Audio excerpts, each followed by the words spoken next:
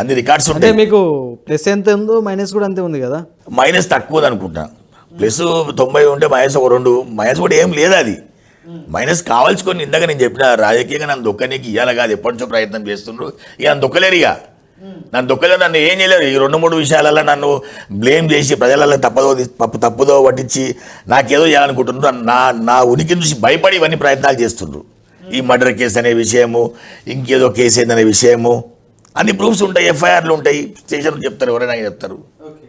ఇవన్నీ నన్ను దెబ్బతీనికే. రైట్. అదేవిధంగా చింతల రవి గారు ఎందుకు కార్పొరేటర్గా పోటీ చేయాలనుకుంటుండు అంటే ఏం చెప్తారు? చిరకాల వాంఛన అది, ఇది ఇవాళ కాదు. నేను ఫస్ట్ టైము ఇక్కడ కౌన్సిల్ అయినప్పుడు ఎలిమినగర్ మున్సిపల్ కౌన్సిల్ ఉండే అప్పుడు నేను యువమోర్చా అధ్యక్షుడు ఉంటే అప్పట్లో మున్సిపాలిటీకి. అప్పుడే నేను కౌన్సిలర్గా పోటీ చేద్దాం అనుకున్నా. నా వార్డు బీసీ అయింది, బీసీ మహిళ అయింది. ఓకే.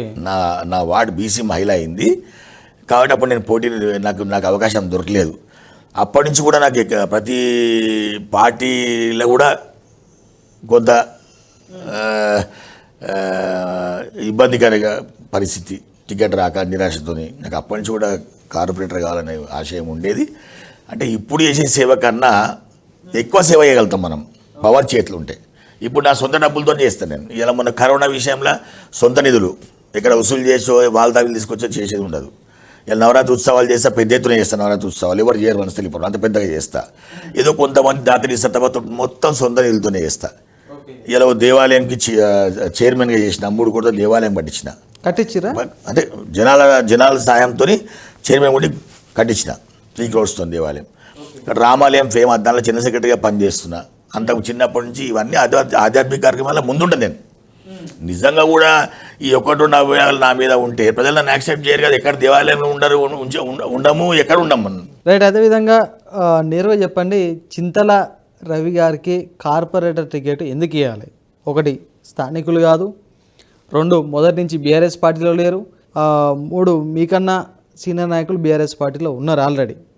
4, మీకన్నా యాక్టివ్ ఉన్న క్యాండిడేట్లు కూడా ఉన్నారు. ఓకే. ఎందుకు ఇవ్వాలి మీకు? అసలు ప్రతినిత్యం ప్రజల్లో ఉండే వ్యక్తిని, ప్రతినిత్యం ఏదో ఒక కార్యక్రమం, కానీ వాస్తవానికి ఏదో ప్రోగ్రామ్ చేయాలి. వాస్తవానికి బీఆర్ఎస్ పార్టీని నమ్ముకొని ఉన్న నాయకులుగా మాత్రం ఉన్నారు కొంతమంది, మీలాగా పార్టీ మారిన నాయకులు కాకుండా. బీఆర్ఎస్ పార్టీ నాయకులు ఉన్నారు, నాయకులుగా లబ్ధి పొందినరు. కానీ ఇలా పార్టీని పట్టించుకొని పార్టీ కార్యక్రమాలు చురుగ్గా పాల్గొంటున్నారా? ఉట్లాట ఉందా?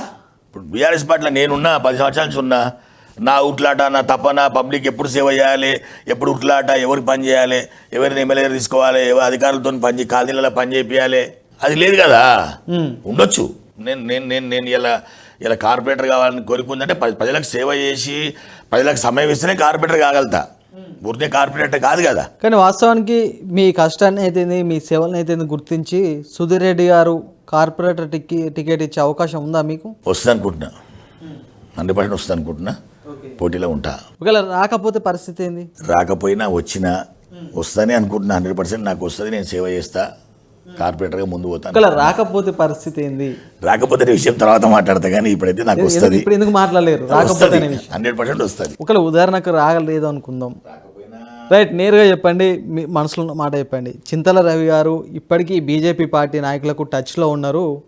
ఒకవేళ బీఆర్ఎస్ పార్టీ నుంచి కార్పొరేటర్ టికెట్ ఇవ్వకపోతే బీజేపీ పార్టీలోకి వెళ్ళే అవకాశాలు 100% ఉన్నాయి.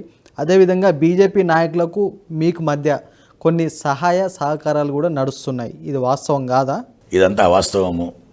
బీజేపీ నాయకులతో నాకు ఫ్రెండ్షిప్ ఉంది.